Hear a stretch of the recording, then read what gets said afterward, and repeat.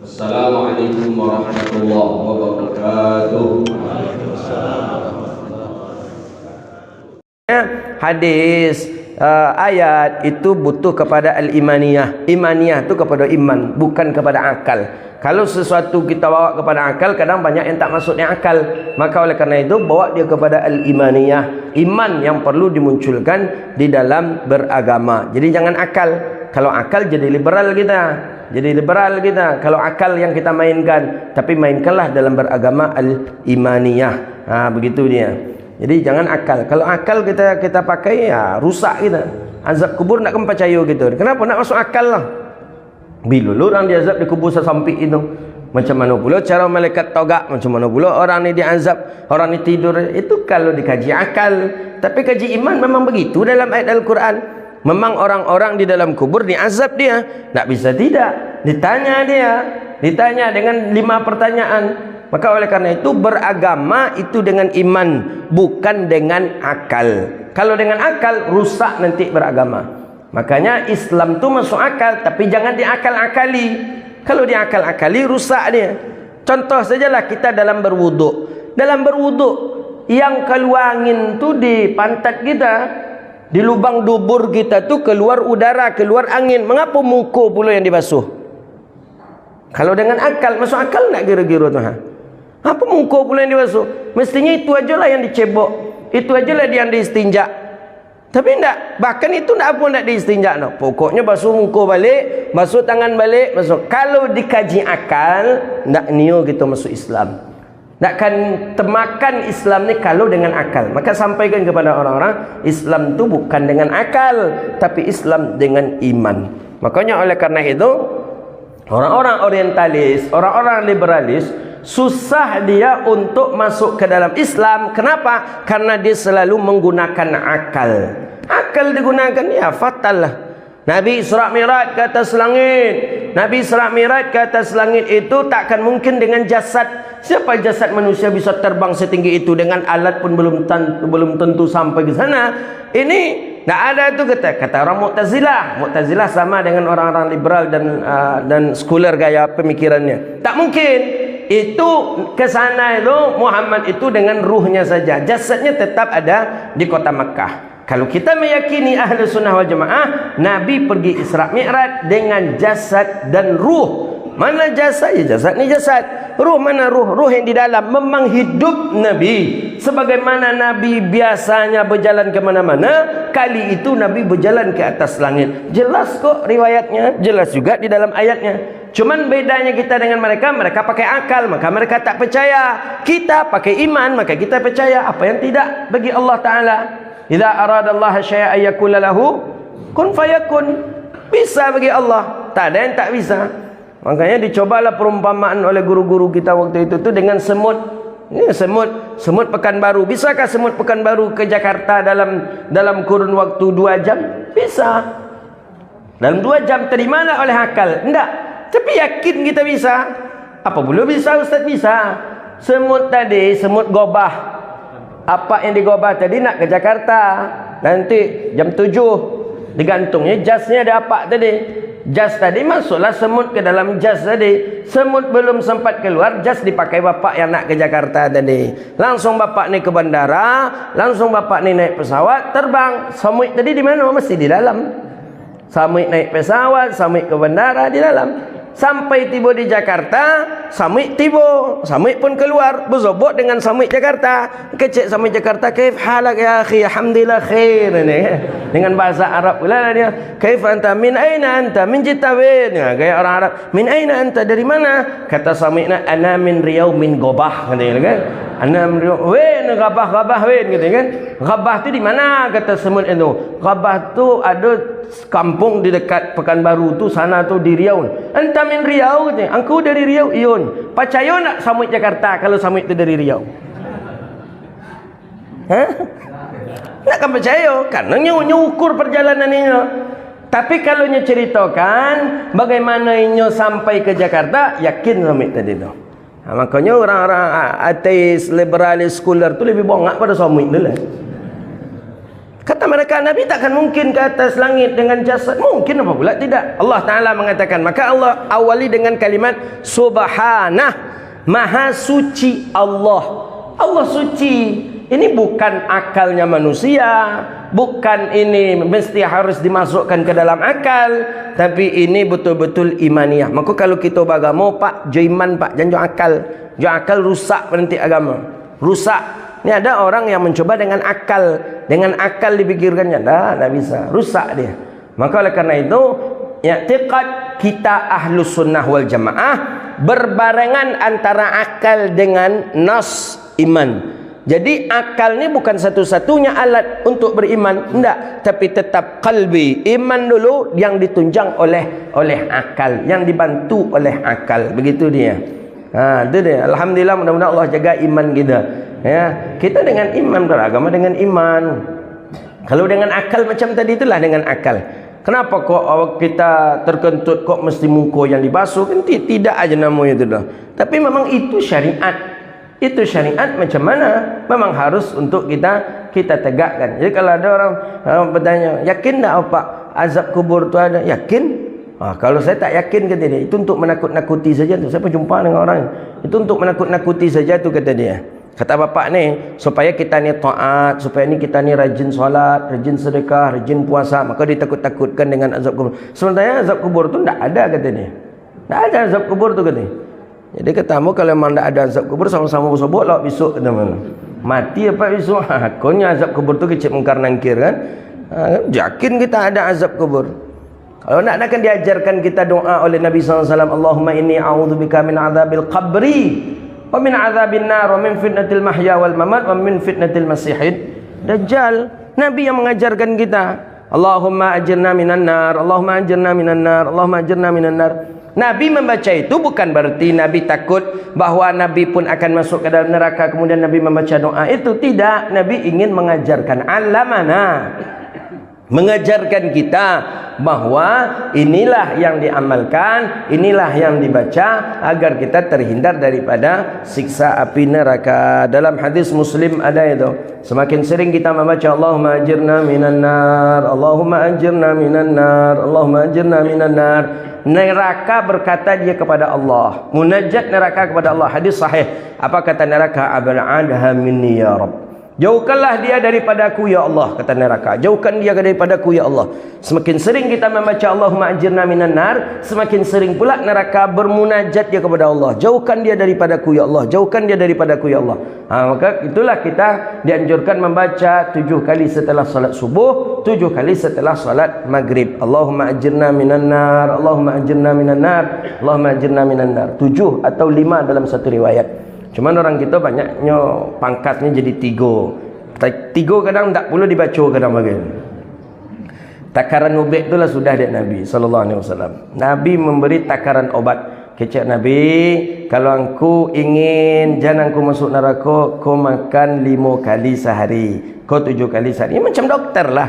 Ini 3 kali sehari obat batuk ni obat demam ni 4 kali sehari per 6 jam. Ubat demam buat makan sekali sehari, ubat batuk makan sekali dalam sehari. Tak sihat-sihat batuk dah, tak sihat-sihat demam dah. Yang disalahkan ubat dengan dokter. Kurang mantap dokter, gua resepnya bukan. Awak yang memakan tidak sesuai dengan aturan. Tak sesuai dengan aturan dosisnya. Nabi lah bagi dosis. Kecek Nabi, kau baca la ilaha illallah wa la syarikalah, lahul mulku wa lahul hamdu yuhyi wa yumiitu wa ala kulli syai'in qadir 10 kali. Ba'da maghrib, ba'da subuh, engkau akan terselamatkan daripada seluruh bala dan mara bahaya dunia dan akhirat. Awak tangkau berbuat 3. Tiba berkon bersalah tak pada lepas baca tadi, bacanya berapa? Resep itu sudah ada daripada Nabi SAW. Baca ayat kursi setiap selesai salat, kata Nabi. Jangan tinggalkan man qara'a ayatul kursi fi kulli duburi salah. Siapa yang membaca ayat kursi setelah selesai salat, tidak ada yang melarangnya masuk surga kecuali dia mati. Nabi yang menjamin kita masuk surga. Jaminan Nabi tak kita ambil. Jaminan orang lain kita ambil. Saya jamin Pak, Bapak ikut asuransi saya, Bapak bayar sekian juta setiap bulan. Saya jamin mobil Bapak, rumah Bapak dari kebakaran segalanya, kesehatan saya jamin Bapak bayar sekian. Kita ambil. Ini janji manusia. Bodong kadang, pendusta dia.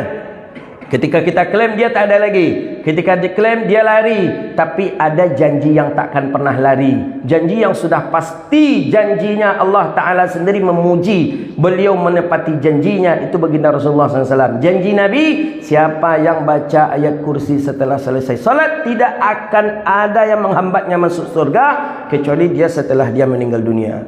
Saya banyak imam-imam yang entah tak ngerti saya lagi, entah nak baca hadis ni tak dengar. Apa payahnya baca ayat kursi setelah selesai salat kan?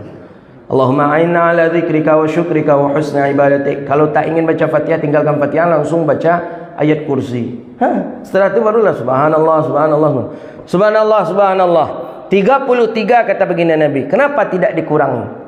Padahal 33 jumlah subhanallah, alhamdulillah, Allahu akbar ni tak kalah beda juga dengan jumlah daripada la ilaha illallah dengan Allahumma ajirna minan nar. Kedudukan hadis sama-sama kuat. Kedudukan hadis sama-sama kuat. Sama dengan istighfar 3 kali. Astaghfirullahalazim alladzi la ilaha illa huwal hayyul qayyum wa atubu ilaih. Kita tetap melakukan 3, tak kita kurangi. Subhanallah 33, alhamdulillah 33, Allahu akbar 33. Kenapa tiba di la ilaha illallah kita kurangi? Kenapa tiba di Allahumma ajirna minan nar kita kurangi? Ya, itu. Jadi kalau masyayikh kami selalu mengingatkan itu, ayat kursi jangan tinggal, tak boleh tinggal setelah selesai salat. Ayat kursi baca setelah selesai salat. Nabi yang menjamin, Nabi SAW yang menjamin itu. Maka zikir jahar tu tak ada tu dah Ustaz. Buka dalam Sahih Bukhari kalau tak ada zikir jahar itu. Cek hadis riwayat Abdullah bin Abbas. Apa kata Abdullah bin Abbas? Bahwa zikir jahar sudah ada fi zamanin Nabi. Sudah ada hina yansarifun nasa fi ahdin Nabi. Tengok dalam Sahih Bukhari. Bahwa zikir jahar telah selesai salat itu sudah ada semenjak zaman Nabi. Kata Abdullah bin Abbas, hadis dalam Sahih Bukhari itu. Ada dalam Sahih Bukhari hadis itu. Ya, kalau memang mereka mengamalkan sunnah, kalau memang mereka mengatakan mereka membaca Sahih Bukhari, hadisnya itu kemana mereka buang? Nanti zaman Nabi sudah ada zikir-zikir jahar. Bukan diam-diam saja. Bahkan dalam Hayatus Sahabah, tengok dalam Hayatus Sahabah. Seolah-olah seperti sahabat zikir setelah selesai salat, seolah-olah seperti pohon yang ditiup oleh angin. Macam mana pohon ditiup oleh angin? Macam mana itu? La ilaha illallah, la ilaha illallah, la ilaha illallah. Macam mana ditiup oleh angin? Tengok dalam kitab Hayatus Sahabah. Riwayat daripada Habibi ibni Maslamah. Ada itu di dalam riwayat hadis itu, di antara kami berdoa dan Nabi mengaminkan. Tengok di dalam kami Nabi berdoa dan kami mengaminkan. Kira-kira Nabi berdoa, sahabat mengaminkan itu sir atau jahar doa Nabi itu? Pasti jahar lah. Pasti Nabi membaca Rabbana taqabbal minna innaka antas samiul alim. Amin kata sahabat. Wa tub alaina ya maulana innaka antat tawwabur rahim. Amin. Kalau sir takkan mungkin sahabat mengaminkan. Nabi berbisik aja berdoa. Amin. Amin. Mungkin tak? Ya. Dah banyak sebenarnya dalil tentang zikir jahar setelah selesai salat itu. Ya Bapak Ibu yang dirahmati Allah Subhanahu wa taala, beragama dengan iman, tidak dengan akal. Beragama dengan iman, tidak dengan akal. Beramal pun dengan nas dalil, bukan dengan akal-akalan. Jadi sudah ada dalil hadis yang disampaikan oleh baginda Nabi, sudah kita mengamalkan. Kita amalkan. Amalkan sesuai dengan prinsip sunnah syariah Nabi sallallahu alaihi wasallam. Nak zikir jari ini amalnya, nak qunut subuh ni amalannya. Begitulah dia. Maka oleh karena itu alhamdulillah summa alhamdulillah, di Pekanbaru ni itu betul-betul Riau, itu betul-betul ahlu sunnah wal jamaah. Yang mengatakan kota sunnah itu Pekanbaru. Masjid di Pekanbaru mereka itu kecil sekali. Masjidnya aja godang, cuman jamaahnya ketek. Banyak tu nampaknya karena diciek tompek tu aja.